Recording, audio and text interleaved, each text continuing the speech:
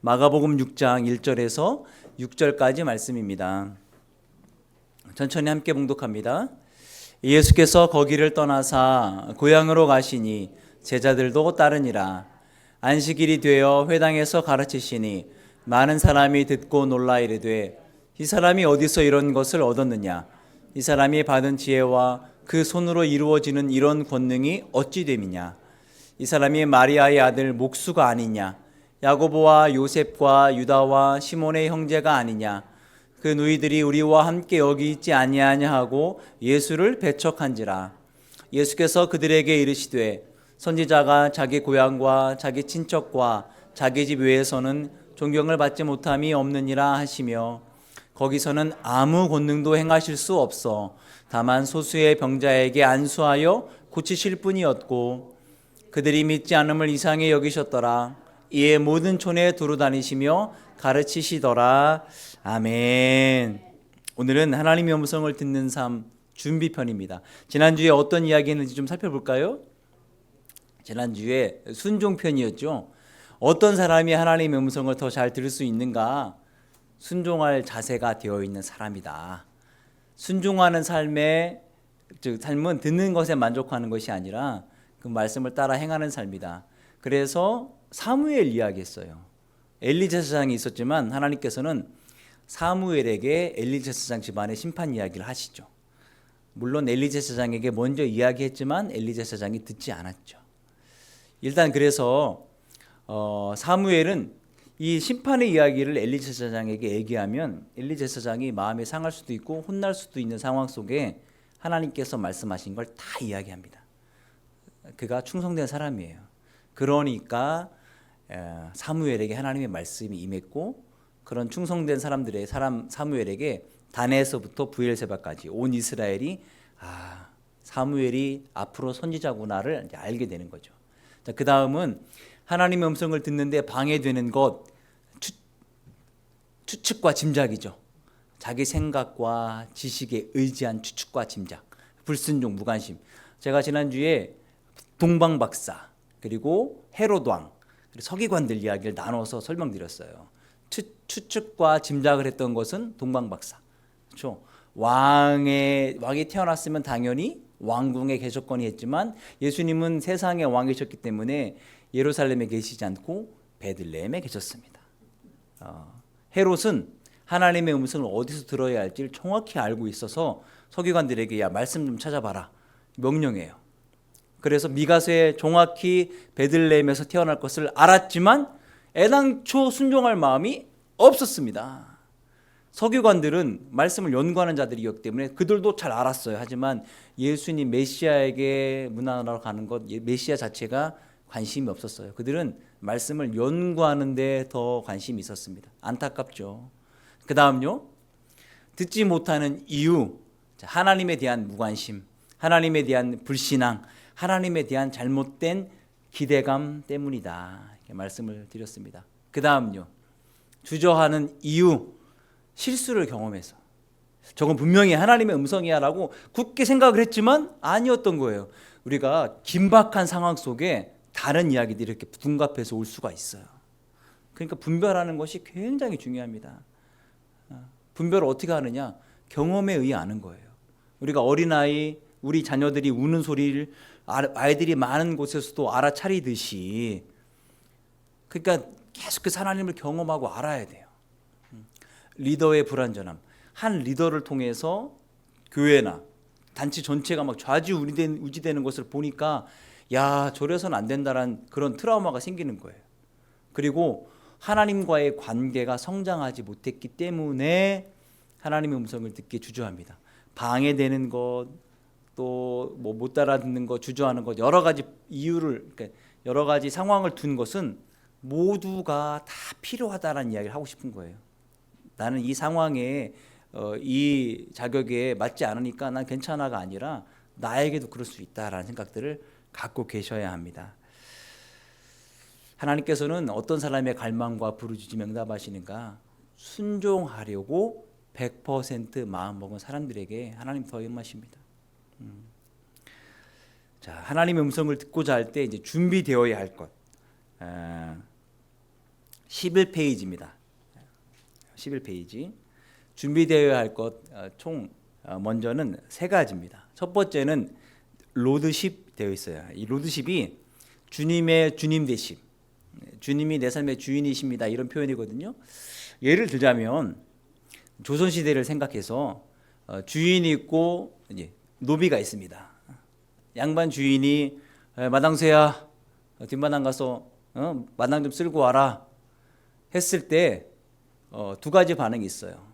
내 주인님 하면서 똑같이 얘기하지만 한 사람은 기쁜 마음으로 가서 당연히 내 일인 듯 열심히 청소하는 사람이 있고요. 한 사람도 내 주인님 하지만 지가 뭔데 자꾸 나한테 시켜. 하지만 가서 마당을 쓸지만 마음은 그런 마음이 아닌 거예요. 우리가 주님의 주님 되심이란 행동, 마음 다 주님이 주님이라고 인정하는 것을 말합니다. 우리 예수님 하나님을 통틀어서 우리는 주님이라고 불러요. 나의 주인인 거예요. 내 주인이니까 나는 그분의 뭐인 거예요? 소유물이에요. 내 생각, 내 경험, 내 지식은 필요 없어요. 주인이 원하는 대로, 주인이 말하는 대로, 주인이 하라는 대로만 하는 것이 바로 우리의 역할이며 우리의 신분입니다. 그러니까 주님의 주님 되심, 로드십은 주님이 내 삶의 전부입니다 라고 얘기할 수 있는 거예요. 내 삶의 이유, 목적, 나의 노래. 자, 오늘 본문에 예수님께서 갈릴리에 가셨던 이야기가 나와요. 갈릴리는 예수님께서 태어난 곳은 아니지만 대부분 거기서 자란 곳입니다. 일단 베들레헴에 태어났지만 어디로 피난 가시죠? 애굽으로 피난 가십니다. 일단은 헤로도 왕이 살아있으니까. 그래서 애굽에 제가 이집트 갔다 왔잖아요. 이집트에는 이런 자부심이 있어요. 어린 예수님이 피난했던 곳. 그래서 그 흔적들이 곳곳에 있어요. 기념화 해놓고 만들어놨어요. 그러니까 이집트가 독특하더라고요. 출애굽의 배경이 되기도 하지만 예수님이 피난 갔던 곳. 그리고 성경 교사인 아볼로, 알렉산드리아 출신인 아볼로가 있었던 그 알렉산드리아가 있는 곳이 바로 이집트입니다. 어쩌다가 이집트 얘기를 그래가지고 거기서 헤롯이 죽은 다음에 다시 와서 살았던 곳이 바로 갈릴리예요. 거기서 추측컨대 한 30년 살은 것 같아요, 예수님께서. 그렇다면은 동네 사람들을 잘 알았겠죠. 우리 뒷집 할머니는 허리가 아프시고, 앞집 할머니는 무릎이 안 좋으시고, 어느 집은 어디가 어렵고, 예수님은 누구보다도 동네 사람들인 갈릴리 사람들을 잘 치료해주고 회복시켜주시고 고쳐주시길 원하셨던 거예요. 가서 일단 가르치십니다. 그러자 3절의 반응은 놀래요. 아니, 저 예수의 형제들 요셉, 마리아 뭐 등등등 시몬 다 여전히 우리 가운데 있는데 저런 가르침이 어디서 나타났지? 잘한 걸 뻔히 아니까 신기한 거예요. 그리고 와서 결정적인 반응은 뭐냐면 배척이에요. 왜요? 육신의 눈으로만 봤기 때문입니다. 여전히 예수님은 그들에게 뭐로 보였냐면은 목수의 아들, 우리와 함께 자랐던 목수의 아들로만 봤던 거예요. 그래서 예수님의 반응은 거기에서 아무 권능도 행하실 수 없었다. 5절 한번 볼까요? 본문 5절이야. 같이 읽어봅니다. 거기서는 아무 권능도 행하실 수 없어 다만 소수의 병자에게 안수하여 고치실 뿐이었고, 몇몇은 고침 나음을 받았어요. 이런 사람들은 누굴까요? 추측컨대 예수님의 과거를 몰랐던 사람, 그 마을에 이사 온 사람들이거나 아니 예수님 오셨다니까 뭐 찾아온 사람들이 있을 수 있을 거 아니에요. 마을 사람들 말고 좀 비약해서, 그러니까 예수님은 이곳에서 행할 수 없었다가 아니라 행하지 않았다가 아니라 행할 수 없었다 했어요. 행하지 않았다와 행할 수 없었다는 엄청난 차이가 있습니다. 좀 더 확대해서 이야기하면 예수님은 오늘 이날 사역에 실패하셨습니다. 고향 사람들 자라온 그곳에서 그 누구보다도 더 많이 고쳐주시고 더 많은 권능을 행하고 싶었지만 그러지 못했어요. 왜 그랬느냐? 권능이 갑자기 사라졌을까요? 예수님은 마태복음 6장이잖아요. 5장에서 우리가 잘 아는 기적 3가지를 행합니다. 거라사의 광인을 고쳐주시고 12의 혈루증 앓던 여인을 고쳐주시고 회당장 야이로의 딸을 되살립니다. 그 권능이 6장에 와서 사라졌느냐? 아니에요. 왜 그러죠? 왜 아무 권능도 행하실 수 없었죠? 동네 사람들이 예수님을 주님으로 받아들이지 못했기 때문에 그래요.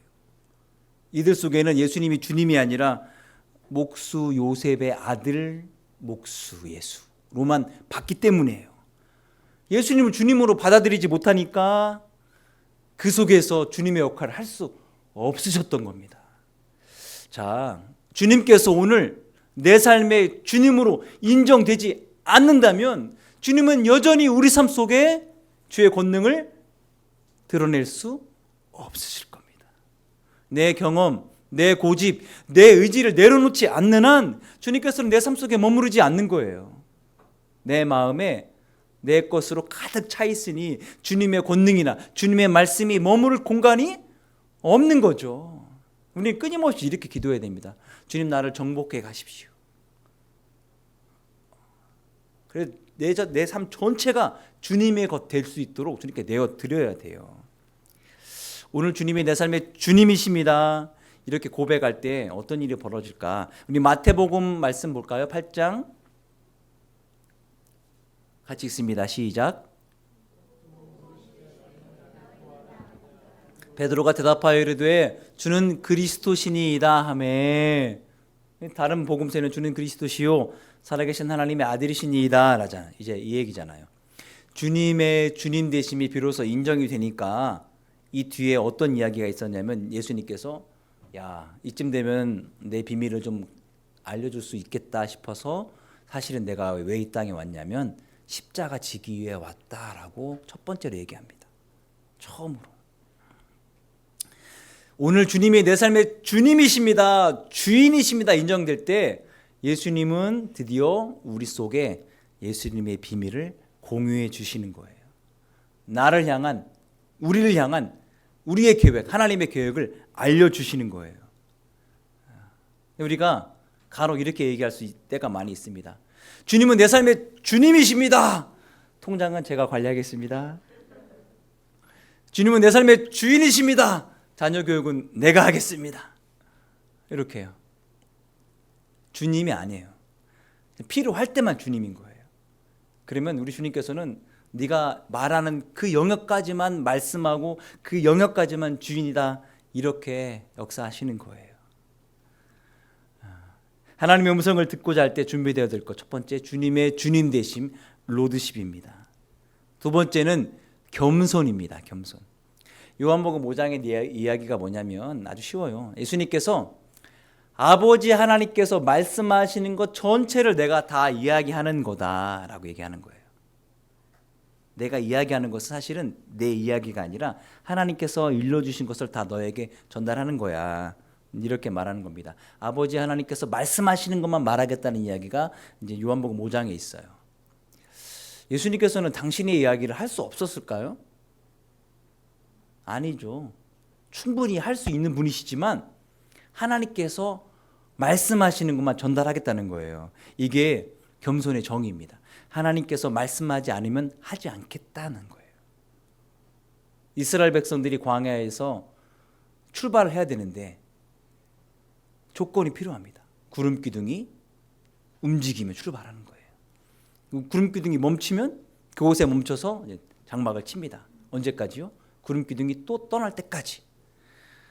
하나님께서 말씀하지 않으면 내가 이야기하지 않겠다라는 거예요.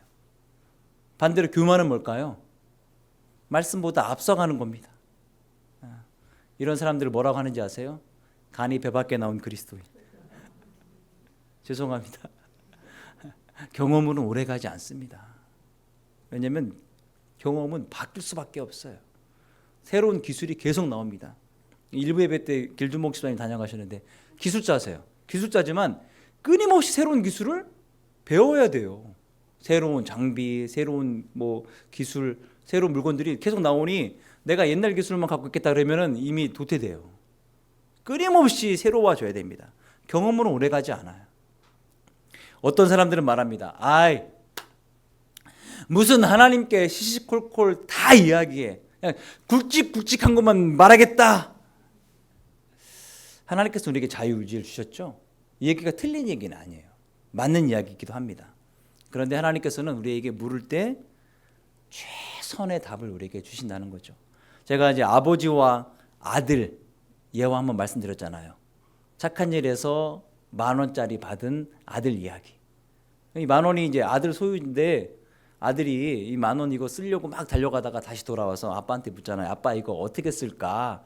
했을 때 아빠가 가장 효과적으로 쓸 수 있는 이야기들을 쭉 알려주잖아요. 필요하면 더 얘기해. 아빠가 더 줄게. 우리에겐 자유의지가 있어요. 우리가 결정하고 우리 뜻대로 살아갈 수 있습니다. 그런데 하나님의 지혜를 의지하는 것은 자유의지와 또 다른 문제인 거예요. 하나님의 지혜를 말하고 물을 때 하나님께서는 최선의 길을 알려주시죠. 최선의 길을 이야기해 주시죠. 이게 아버지의 마음입니다. 우리가 하나님의 음성을 듣는 기반이 바로 이게 되어야 된다는 이야기예요. 내가 할 수 있지만, 내 것이지만 겸손히 내려놓고 하나님의 뜻을 묻는 것. 첫 번째는 로드십, 주님의 주님 되심. 두 번째는 겸손. 세 번째, 하나님의 음성을 듣고자 하는 이에게 준비되어야 할 것, 훈련하는 마음입니다. 좋은 제자는 좋은 질문을 할 수 있는 제자여야 합니다. 그러니까 우리 아이들이 조금 이제 호기심도 생기고 말도 할 때 주로 이제 뭘 하냐면 묻습니다. 뭐야? 이거 뭐야? 이거 뭐야? 이거 뭐야? 제가 아는 목사님, 후배 목사님인데 아들이 이름이 온유예요. 온유. 전 온유인데 온유가 이제 그 할아버지가 운전하는데 뒤에 이렇게 서가지고 사진을 찍은 거 올려놨더라고요. 그러면서 할아버지 뭐해? 100번. 할아버지 뭐해? 할아버지 뭐해? 할아버지 뭐해? 100번 묻는 거예요. 질문 해줄까요? 답 해줄까 안 해줄까요? 나중에 못합니다. 화내. 짜증나. 왜요? 똑같은 질문만 하니까. 그러니까 아이들이니까 어쩔 수 없어요. 그런데 좋은 질문을 하게 되면 좋은 답을 듣게 되는 거예요.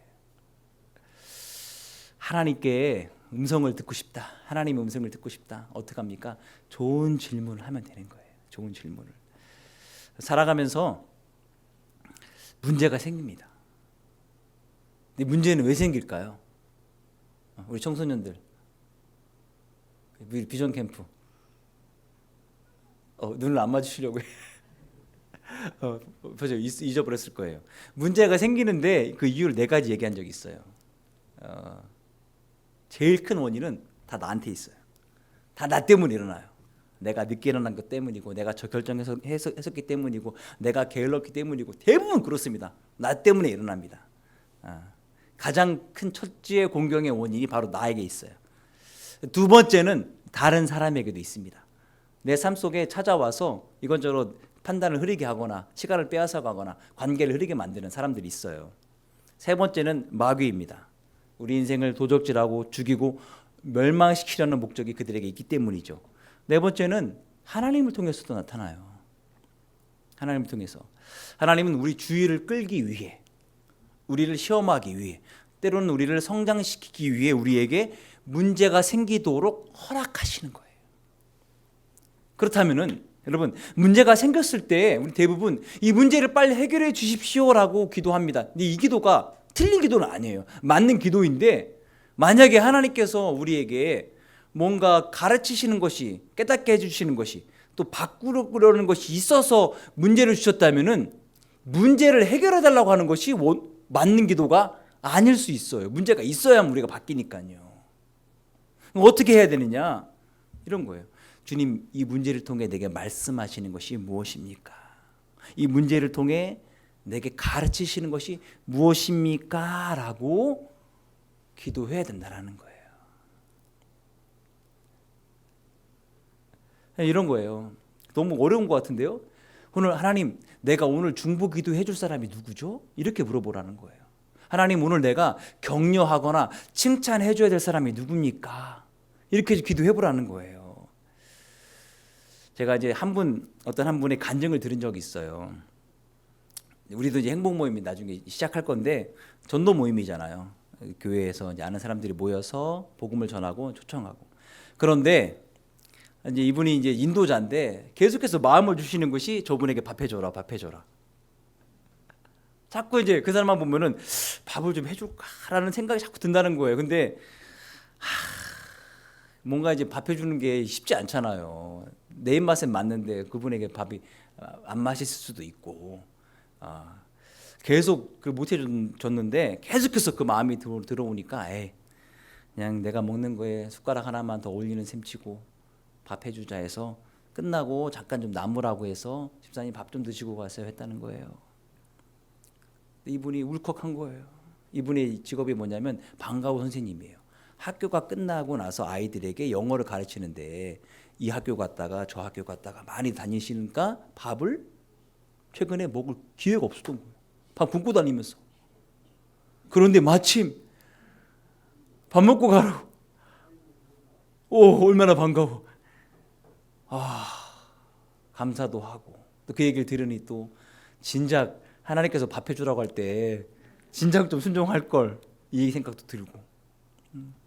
하나님이 주시는 마음에 따라서 순종하십시오. 우리는 다 훈련생이에요. 하나님 앞에 하나님을 닮아가기 위한 훈련생. 우리가 하나님 이 일을 통해서 내가 말씀하시는 것이 무엇입니까가 굉장히 거창하고 고상해 보이는 것 같지만 한편으로 되게 단순한 거예요. 하나님, 내가 오늘 돌봐야 될 곳이 어딘가요? 하나님, 내가 오늘 누구를 위해 기도해 줄까요? 하나님, 내가 어떤 일을 해야 될까요? 묻는 거죠. 그런데 우리는 대부분 큰 일이 닥칠 때 이걸 묻기를 원해요. 큰 일이 생기면 우왕좌왕 하잖아요. 굉장히 힘들어집니다. 판단하기 어려워요. 근데 하나님은 인격적인 분이라는 사실을 우리가 명심해야 돼요. 인격적이라는 이야기는 말이 통하는 사람이라는 이야기예요. 대화가 되는 분. 계시록 3장 20절 말씀 볼까요? 같이 읽습니다. 볼지어다 내가 문 밖에 서서 두드리노니 그와 더불어 먹고 그는 나와 더불어 먹으리라. 우리 주님이 지금 뭐 하고 계시죠? 문 밖에 서서 문 두드리고 계시는 거예요. 그런데 이 사람이 안에서 문을 안 열어. 오라? 문을 두드렸는데 안 열어? 하고 냅다 문을 팍 부시고 들어가는 분이 아니라는 거예요. 안에서 열 때까지 기다리시는 분이시라는 것이죠. 저 계시록 3장 20절 말씀에 관련돼서 그린 그림들이 여러 가지가 있는데 밖에서 문이 없어요. 문고리가. 그런 걸 의미하는 거예요. 기다리시는 거예요. 우리가 하나님께 응답할 때까지, 대답할 때까지, 주님께 대답할 때까지 기다리시는 거예요. 문을 열고 오시는 분이 아니에요. 충분히 그렇게 하실 수도 있지만 그게 인격적인 것이죠. 그런데 평소에 아무런 관계가 없다가 내가 어려울 순간에만 주님의 말씀을 드리려고 한다면 이래서 어려워지는 거예요. 이래서. 그래서 우리가 하나님의 음성을 듣는 삶이라고 얘기하지만 가장 기본적으로 말씀드리는 것이 바로 관계. 근데 우리는 이런 하나님과의 좋은 관계를 주일에만, 이 시간에만 한정 지으려고 하는 경향이 있는 거예요. 그래서 그러지 말고 일주일 내내 말씀 묵상을 통해 하나님과 관계를 맺어가자, 이 얘기하는 거죠. 자, 이렇게 하나님의 음성을 듣고자 로드십이라든지 또 겸손이라든지 훈련된 마음에 준비된 자에게 하나님 어떻게 말씀하시는가? 하나님의 나타나심, 일하심에 두 가지 유형이 있습니다. 첫 번째는 비인격적인 유형, 즉 기계적인 방법이에요. 뭐냐? 우리가 자동차 운전하는 거와 똑같아요. 자동차는 사물입니다. 그래서 스스로 할 수가 없어요. 어떻게 하죠? 앉아가지고 내가 좌회전하면 좌로 가고 우회전하면 우로 가고 빨리 가면 빨리 가고 늦게 가면 늦게 가고, 내가 그냥 운전자가 하는 대로만 하는 게 바로 사물이에요. 이거는 비인격적인 거예요. 뭐 자동차랑 대화가 됩니까? 대화하는 분도 가끔 계시더라고요. 인격을 부여해서 뭐 잘 지내느니 답이 없죠, 대신에. 반면에 우리에게 필요한 것은 인격적인 인도예요. 우리는 독자적으로 무언가를 할 수 있는 능력이 다 있습니다. 지성도 있고 의지도 있어요. 그래서 어떤 결정을 해야 될지 알아서 결정합니다. 내지는 내가 결정하지 못하면 다른 사람들에게 물어보기도 하거나 아니면은 다른 사람들이 결정을 좀 참고하기도 합니다. 어떤 게 맛있나 쭉 훑어보고 많이 시킨 거 저거 시켜야 되겠다. 아니면 뭐가 맛있어요? 라고 묻기도 하잖아요. 근데 하나님께서는 이런 상황 속에서 자유의지가 있는 우리를 어떻게 인도하실까? 인격적인 분이신데 답을 정해놓고 야, 너 이거 해. 이게 아니라는 거예요. 그럼 어떻게 하느냐? 우리가 갖고 있는 지식이라든지 의지를 최대한 선하게 결정할 수 있도록 자극을 주는 거예요. 지성을 발휘하게 해주는 거예요. 도울 자를 붙여주는 거예요. 좋은 부모라면 저희도 부모 입장이지만 쉽지 않던데 야 이거 앞으로 이게 전망이 있다더라. 이 직업을 선택해라. 이거 선택하면 돈을 잘 번대더라. 이렇게 가지고 이쪽으로 대부분 인도해 가려고 합니다. 미래를 생각해서. 그런데 자녀들은 그렇지 않을 수도 있죠. 제가 알고 있는 한 지인 이야기는 이 친구가 공부를 굉장히 잘했어요. 우리가 흔히 알고 있는 SK 대학 중에 하나를 나오고 공부를 잘하니까 외고를 나오고 부모님들 기대도 크고 결론적으로 그래서 가장 돈을 잘 벌 수 있는 경영학과 좋다 경영학과. 그런데 이 친구는 사실은 돈 버는 것보다 더 잘하는 게 뭐냐면 공부예요. 똑똑하니까 취업도 하고 했지만 잘 적응을 못하는 거예요. 끝내 결정한 것이 공부를 더 하겠다. 공부를. 안타까운 거예요. 좀 더 선택권을 주고 이 아이의 상황을 잘 이해했더라면은 그런 시행착오는 겪지 않았을 텐데. 그래서 공부하러 다시 대학원 갔어요. 하나님께서는 어떻게 인도할지 모르겠지만 계속 공부를 한다면 학자가 되거나 연구자가 되거나 이렇게 되겠죠. 그게 그 아이의 맞춰진 특성이자 어떤 하나님께 주어진 은사인 거예요. 결정이기도 하고요. 근데 사람들이 개입을 해서 그걸 무시한 채 결정하게 만든 거죠. 이건 사실은 좋은 결정이 아니에요. 하나님도 충분히 당신이 원하는 대로 그냥 의지를 꺾어서 우리를 인도해 갈 수 있지만 그건 비인격적인 거예요. 그래서 우리가 최대한 결정을 할 수 있도록 도움을 주십니다. 그래서 사람의 결정 끝에는 어떤 일이 벌어지는 거냐면 그 사람의 결정도 있고 하나님의 도우심도 있는 거예요. 둘 다의 작품입니다. 우리 사람들의 독특한 개성이 무시되지는 않는 상황 속에서 하나님의 선하심이 역사하는 것이죠.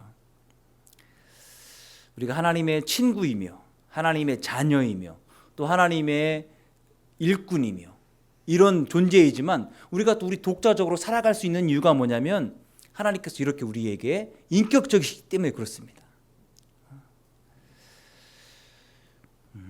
하나님은 합리적이세요. 이성적이시고. 그래서 이렇게 대표적으로 우리에게 소통하시는 방법이 바로 음성이라는 거예요.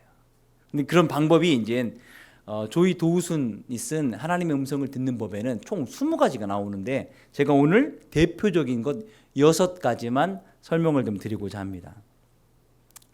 가장 대표적인 것이 뭐냐? 기록된 말씀이에요. 이 말씀.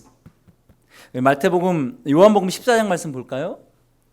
요한복음 14장 같이 읽습니다. 예수께서 대답하여 이르시되 사람이 나를 사랑하면 내 말을 지키리니 내 아버지께서 그를 사랑하실 것이요 우리가 그에게 가서 거처를 그와 함께 하리라. 나를 사랑하지 아니하는 자는 내 말을 지키지 아니하나니 너희가 듣는 말은 내 말이 아니요 나를 보내신 아버지의 말씀이니라. 이미 기록해 놓은 말씀으로 말씀하십니다. 여러분 제가 지난주에 말씀드렸듯이 헤롯 왕도 하나님의 음성을 어디서 들어야 할지를 정확히 알고 있었어요.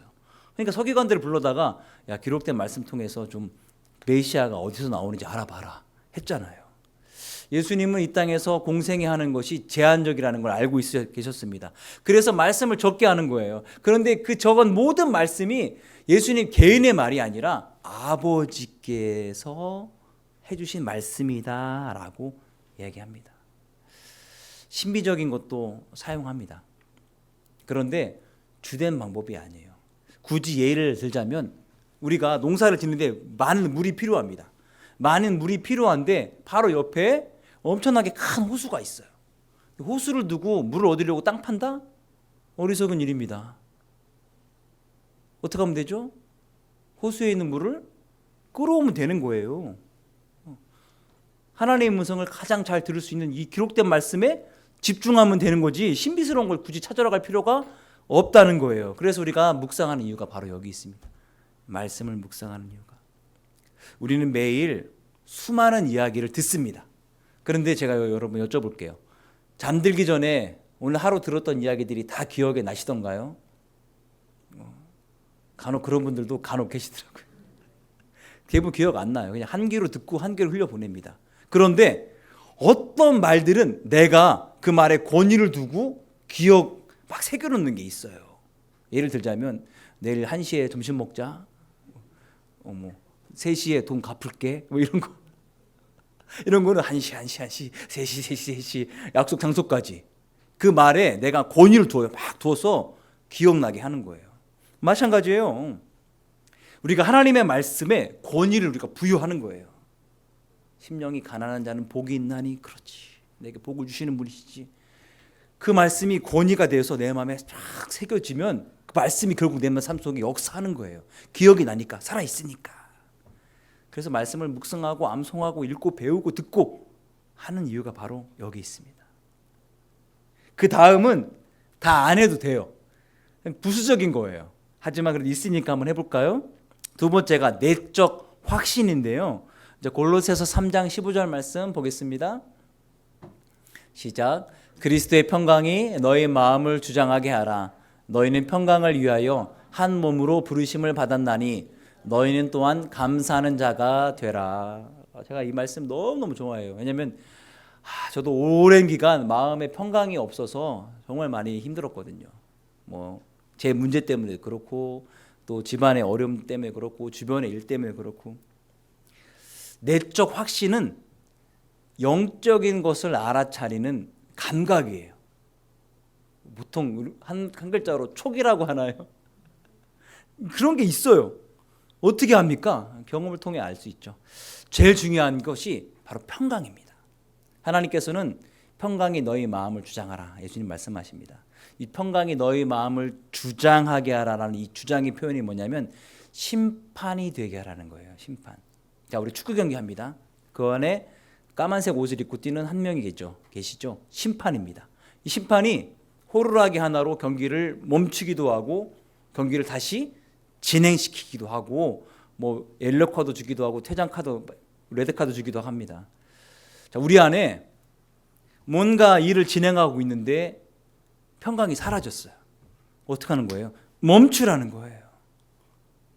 평강이 우리 마음을 주장해야 되는데 평강이 떠나가서 멈추고, 왜 평강이 떠나는지 하나님께 물어야 되는 거예요. 하나님, 제가 일을 진행하고 있는데 마음의 평강이 떠나갔습니다. 어떻게 해야 됩니까? 계속 진행해야 됩니까? 말해야 됩니까? 물으라는 거예요. 많은 분들이 고민합니다. 우리 마음에 뭔가 생각도 떠오르고 감각도 오고 촉도 오는데 과연 이게 하나님께서 주신 것인가? 하나님의 뜻을 어떻게 구별해야 되는가? 경험을 통해 안다라고 제가 지난주에 말씀드렸는데, 그래도 그 경험이 도대체 언제까지 해야 되는가? 첫 번째, 가장 중요한 것, 평강이 있느냐예요. 그리스도인이라면 평강이 있느냐. 두 번째는 넘치는 기쁨이 있느냐. 평강도 찾아오고 기쁨이 와야 돼요. 그리고 명확한 확신. 분명하구나. 저희가 이제 목포에 있을 때 여름 휴가를 8월쯤에 갔는데요. 휴가 가기 전에 담임 목사님이 잠깐 부르더니 교회 옮겨라. 가라, 그냥 나가라 얘기를 하는 거예요. 근데 이번 달까지 이 해까지만 하고 사무총회 끝나기 전에 알겠다고 말씀을 드리고, 더 오래 있을 생각도 없었어요. 처음에는 담임 목회 자리를 준다, 한다, 등등등 온갖 감언이설로 별로 생각이 없었는데, 또 여러 가지 사인도 있고 또 저희 담임 목사님도 추천하시고 그래서 갔어요. 가자마자 이분이 생각이 바뀌는 거예요. 뭔가 좀 이제 교회 문제가 안정이 되니까 욕심이 더 생기는 거죠. 그래서 이 목적이구나, 이 목적이라면 더 있을 수 없다, 또 배울 것도 없고, 그래서 애당초 마음을 접었는데 그 얘기하니까 오케이 알겠습니다 했어요. 그리고 이제 앞으로 갈 일들에 대해서도 기도해야 되잖아요. 근데 9월 달 한 중반쯤에 이제 저희 아내가 새벽기도 끝나고 이제 오는데 본인도 확신을 못 하는 거예요. 내가 너의 갈 곳을 예비해 두었다. 이런 말씀이, 이런 음성이 새벽기도 가운데 있었는데 이게 내가 정말 가고 싶어서 생긴 건지, 정말 하나님께서 말씀하시는 건지 자기도 모르겠다는 거예요. 근데 우리 안에는 평강이 있었어요. 뭐 별로 걱정할 것이 없겠다. 결국은 뭐 가장 좋은 곳으로 세 군데 이렇게 지원을 해서 제 나이가 많기 때문에 쉽게 받아들여지지 않을 텐데 오케이 해서 가게 됐어요. 가서 보니 저 자리에 있던 분이 그 즈음에 사임을 한 거예요. 너희 갈 곳을 예비해 두었다라는 그 즈음에. 그리고 좋은 사람 선택하기 위해 저희 올 때까지 기다린 거예요. 계속해서 이렇게 면접 보고 안 되고. 저는 12월 초에 갔는데 이제 면접을 보고 이제 저희 아이가 이제 1학년 때 그쪽으로 이사 가서 2학년, 3학년 친구들하고 너무 친하게 지내고 즐겁게 지냈는데 이사 간다니까 울고 안 가겠다. 그래서 한 달을 더 기다려 주기로 했어요. 그 교회 가서 아이 문제 때문에 한 달을 기다려 줄 수 있으시냐 그랬더니 목사님께서 중요한 거니까 기다려 주겠다. 오히려 하나님에 있는 교회가 저희 확정해 놓고 한 달을 기다려 주셨어요. 한 달을. 가서 이제 사정을 보니 그때 주신 것이 다른 사람의 소리가 아니라 하나님의 음성이 분명했어요. 그 시점이니까요. 그렇게 들려주시는 거예요. 그렇게.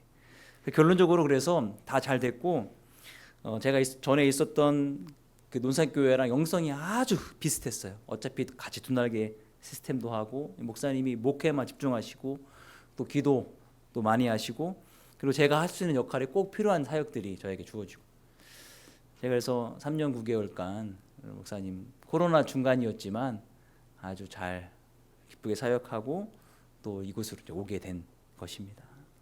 평강이 있느냐, 넘치는 기쁨이 있느냐, 명확한 확신이 있느냐. 명확한 확신은 영적인 느낌인 거예요. 이게 내적 확신이에요. 영적인 느낌. 그런데 하나님의 음성만 우리 안에 들리는가? 아니에요. 사단도 말합니다. 자, 요한복음 10장 10절 말씀 볼까요? 같이 읽습니다. 도둑이 오는 것은 도둑질하고 죽이고 멸망시키려는 것뿐이요 내가 온 것은 양으로 생명을 얻게 하고 더 풍성히 얻게 하려는 것이라. 도둑이 누굽니까? 사탄입니다. 우리 인생을 도둑질하고 죽이고 멸망시키려는 것이 바로 사단의 목적이에요. 그러니까 결정의 순간에 어떻게 하게 되냐면 급하게 결정하게 만들어서 우리 인생에 손해보게 만드는 것이 바로 사탄의 중요한 역할입니다. 그러니까 결정의 순간에 하나님께 나아가야 되는 이유가 바로 여기에 있어요. 자, 느헤미야 말씀 보겠습니다. 같이 읽습니다. 왕이 내게 이르시되 그러면 내가 무엇을 원하느냐 하시기로 내가 곧 하늘의 하나님께 묵도하고. 이 이야기가 뭐냐면 느헤미야가 이제 술관원이었잖아요. 왕의 이제 아주 중요한 직책인데 동생 하나냐와 몇몇 사람이 예루살렘에 다녀온 이야기를 들어요. 갔다 와 보니 예루살렘 성벽은 다 무너져 있고 성벽은 불타고 성전은 뭐 지어놨는데 엉망이더라. 얘기 느헤미야가 들으니까 마음이 너무 안타까운 거예요. 그래서 자기가 지은 죄도 아니지만 조상들의 죄를 회개하며 기도합니다. 그리고 나서 내가 여기 가야 되겠다 마음을 먹고 철저하게 준비합니다. 준비하는 상황 속에 얼굴에 표정이 안 좋으니까 왕이 묻는 거예요. 술관원이 보통 술만 따라주는 관원이 아니라 음식 전체를 관할하는 굉장히 중요한, 그리고 정책도 같이 의논할 수 있는, 내 생명을 맡기는 거잖아요. 기미상궁보다 더 높은 사람이거든요. 그러니까 얼굴 표정이 안 좋은 것도 알아요. 그러자 느헤미야가 얘기합니다. 사실은 여차여차해서 우리 고향, 제 고향 거기가 이렇다더라. 그래서 왕이 묻는 거예요. 그럼 내가 내게 무엇하여 주기를 원하느냐 했을 때 느헤미야가 이미 다 준비해 놨거든요. 하지만 그 순간에도 잠깐 하나님께 기도하는 거예요. 어떻게 기도했느냐? 지혜를 달라고 기도했겠죠. 그리고 나서 가서 제가 어떻게 하고 싶냐면 저를 총독으로 보내주시고 주변의 총독들에게 방해 못하게 해주시고 이걸 새로 지어야 하니까 뭐 어느 총독에게 조서를 내려서 나무도 얻게 하시고 뭐 인부도 주시고 이런 일들을 쫙 설명합니다. 왕이 오케이 해서 느헤미야가 시작되는 거예요. 그리고 56일 만에 성벽을 완공을 합니다. 제가 느헤미야 전체를 한번 할 계획이에요. 제가 갖고 있는 여러 가지 설교 시리즈가 있는데 그중에 느헤미야 시리즈가 너무너무 재미있는 시리즈가 있어요. 다시 일어서고 싶다라는 책을 기반으로 만든 설교인데요. 이때 결정적인 순간에 하나님께 기도하며 나아가는 거예요. 우리 안에 하나님의 음성을 들어야 될 이유가 바로 이런 이유 때문입니다. 첫 번째는 기록된 말씀으로고 두 번째는 내적 확신을 하는 거예요. 그러면 우리 안에 들려지는 말씀이 하나님의 음성이 있고요. 우리 인생을 도적질하는 사단이 있고요. 내 소리도 있어요. 어머 저건 사야 돼. 이런 거잖아요. 필요 없는데 내 소리는 내가 잘 알아요. 뭔지 알아요? 욕심입니다. 욕심 부리는 건 다 내 소리예요. 필요 없는데도 계속 가는 거예요. 그렇지 저거 사야지. 많이 있는데 아니야 필요할 거야. 그래서 필요한 상황들을 또 만듭니다. 만들어가지고 봐봐 그래서 필요해. 막 사놓고서는 안 써 이제 있으니까요. 내 소리를 분별하는 건 쉽습니다. 욕심만 내려놓으면 됩니다. 세 번째는 내적 확신이 아니라 내적 음성인데요. 내적 확신은 영적인 감각이라면 내적 음성은 지혜와 지식, 사고방식으로 아는 거예요. 자, 요한복음 10장 27절 말씀 같이 읽습니다. 시작. 내 양은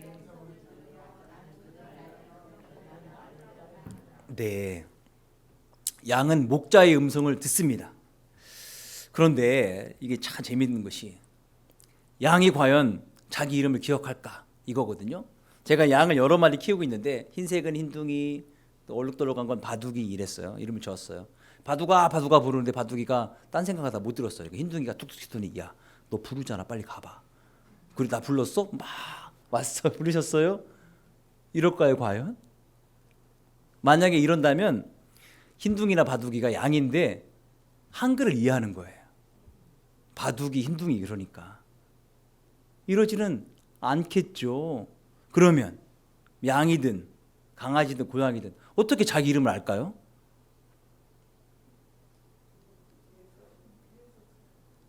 계속 들으니까 그 음색을 아는 거예요.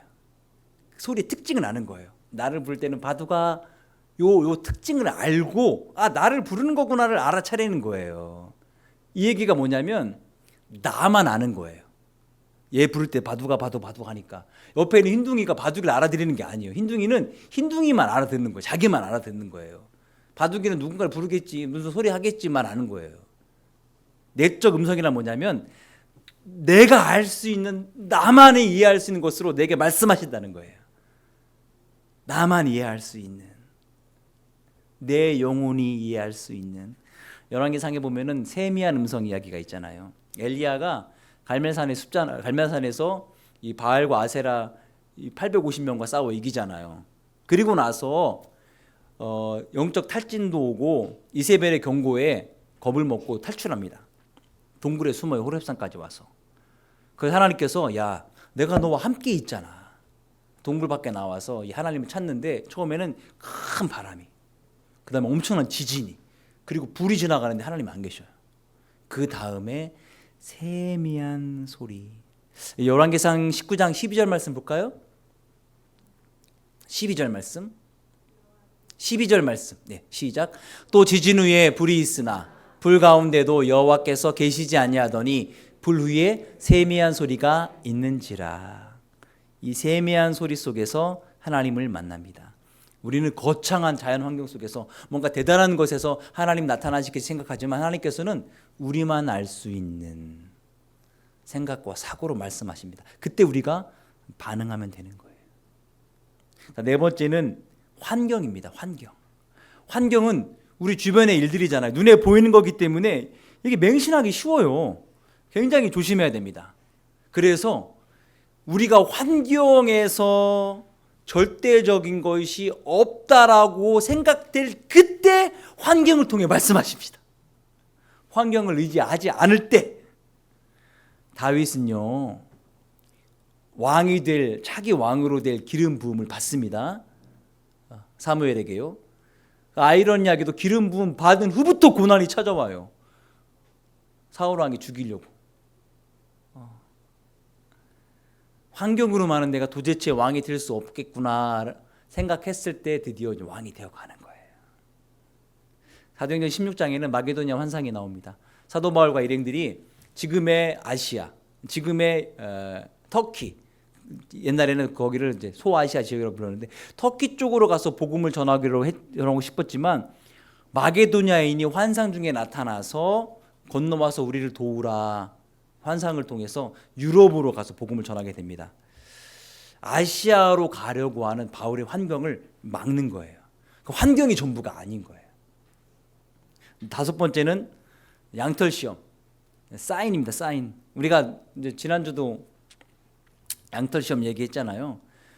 하나님께서 기도원을 부르시는데 내가 생각하는 내 모습과 하나님이 생각하는 기도원의 모습이 너무 다르잖아요. 나는 너무 작고 부족함도 많고 뭐 볼 것도 없는 그런 사람이지만 하나님께서는 나를 보고 큰 용사라 부르시니까 잘못 부르신 것 같다. 이 부르신 게 하나님의 음성이 맞다면 내게 좀 증거를 보여달라 해서 양털 가지고 하나님을 2번이나 시험하잖아요. 그죠? 세 번째, 마지막 6번째는 영적 리더를 통해서입니다. 하나님의 말씀을 분별할 줄 아는 권위자를 통해서. 하나님께서는 하나님이 생각하는 권위와 우리가 생각하는 권위와 좀 다를 수도 있지만 이 권위와 질서를 잘 활용하십니다. 하나님은 질서의 하나님이에요. 혼돈이 있는 곳에 하나님의 말씀이 생기자 드디어 균형과 법칙이 생기며 이 땅과 우주가 창조가 되어지죠. 제가 휴가 기간에 천문대 갔다 왔거든요. 제가 별 보고 싶은 건 아니고 저희 집에 별을 보고 싶어하는 분이 계셔가지고 근데 대단하더라고요. 우주를 보고 별을 보고 하면서 마지막 생각은 그렇지. 저 엄청난 저런 우주를 하나님만이 계획하실 수 있겠구나. 하나님의 스케일이 저 정도다. 하나님의 스케일이. 그런데요, 여러분, 하나님의 음성을 듣는 만큼 중요한 것이 뭐냐면 확인하는 겁니다. 이단도 자기들이 하나님의 음성을 들었다고 해요. 이단도요. 어떡합니까? 듣는 것만큼 뭐가 중요한 거예요? 확인이 중요한 거예요. 분별력이 있어야 되는 거예요. 하나님께서는 이 분별을 하나님이 세워놓은 이 권위와 질서 아래서 해결하기를 원하시는 거예요. 영적인 리더라 하면은 꼭 목회자를 얘기하는 것만 아니에요. 목회자도 있지만 뭐 우리 구역 가족, 구역 모임 리더도 리더고요. 셀 모임 리더도 리더고요. 교회 학교 선생님도 리더예요. 그리고 가정에서 영적 리더가 있어요. 이런 분들 통해서 하나님 말씀하시는 거예요. 6가지 얘기했지만 그 중에 99.9%는 말씀을 통해 말씀하신다. 기독교 작가 맥스 루케이도가 쓴 글입니다. 아주 오래전 감히 하나님께 말을 걸어온 사람이 있었습니다. 하나님, 모세에게 말씀하셨던 것처럼 떨기나무가 타오르게 해주십시오. 내가 순종하겠습니다. 하나님, 여호수아에게 하셨던 것처럼 저 성벽을 무너뜨려 주십시오. 내가 싸우러 가겠습니다. 하나님, 제자들에게 하셨던 것처럼 저 풍랑을 잔잔케 해주십시오. 제가 말씀을 들고 나아가겠습니다. 하며 떨기나무 아래에서 때로는 성벽을 바라보며 때로는 바닷가에서 주의 음성을 기다리고 있었습니다. 그러자 하나님께서는 응답하셨습니다. 그런데 하나님께서 불을 보내신 곳은 떨기나무가 아니라 교회였습니다. 하나님께서 무너뜨린 것은 성벽이 아니라 우리 마음의 죄의 장벽이었습니다. 하나님께서 잔잔케 하신 것은 바다의 폭풍이 아니라 우리 심령의 혼란스러움이었습니다. 하나님께서는 그리고 그가 반응하길 기다렸습니다. 하나님을 기다리고 또 기다렸어요. 그런데 이 사람은 교회가 아니라 덤불을, 영혼이 아니라 성벽을, 바다가 아니라 영혼이 아니라 바다를 바라보고 있었어요.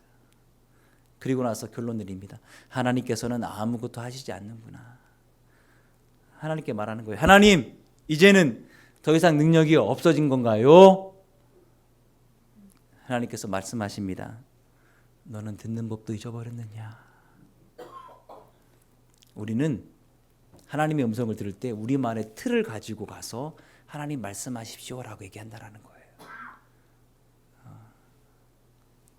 우리가 갖고 있는 틀을 내려놔야 합니다. 열어놔야 합니다. 하나님의 음성을 듣는 삶은 하나님께 비로소 우리 삶을 맡길 때 들을 수 있는 거예요. 저희가 이제 다른 지역에 있을 때 보니까 아이들에게 생존 수영을 가르치더라고요. 그래서 3학년 때인가 4학년 때인가 저희 아이가 생존 수영 하기 전에 전학년에 그러면 가서 생존 수영 배우기 쉽게 수영을 가르치자. 저희 하택 주변에 나라에서 운영하는 아주 싼 수영장이 있었어요. 88체육관. 그래가지고 가서 수영을 가르쳤답니다. 그리고 나 드디어 이제 학년이 올라가서 생존 수영을 하는 날 가서 봤어요. 불써. 여러분 생존 수영을 아셔요? 생존 수영은 그냥 떠 있는 겁니다. 수영하는 게 아니에요. 구주에 올 때까지 살아 있으면 되는 거예요. 떠 있는 걸 배우더라고요. 그걸 또 모르고 뭐 자유형, 배영, 저병 이걸 다 가르쳤으니 구조는 이제 다른 사람들이 해오고 가만히 떠 있어. 그러니까 다리에다 떠 있는 거 배우고 저희 아이는 딴 데서 수영하고 혼자. 근데 여러분 어떻게 떠 있는지 아세요? 힘을 뺄 때 가능합니다. 저도 한수영 하거든요. 자신감하게 민물에서 힘을 쫙 빼고 있으면 요만큼만 떠요. 이렇게 얼굴만 요만큼만 숨 쉴 수 있을 정도만. 더 고수들은 더 뜨죠. 힘을 주는 순간 우리는 대부분 물을 무서워하기 때문에 가면 긴장해요. 어떡하지? 하는데 몸이 굳는 순간 참 신기하게 몸이 가라앉아요. 힘을 뺄 때 뜨게 되는 거예요. 하나님께 모든 걸 맡길 때 비로소 우리는 하나님의 음성을 들을 수가 있습니다. 떠올 수가 있는 거예요. 그래 여러분 되시기를 축원드립니다. 우리 시간에 함께 통성기도 합시다. 하나님, 내가 주의 음성을 듣기를 원합니다. 주님의 주님 되심을 인정하고 겸손한 자가 되고 훈련하는 마음을 주시옵소서. 말씀을 통해 말씀하시는 하나님께 내 모든 것들을 맡겨드리겠습니다.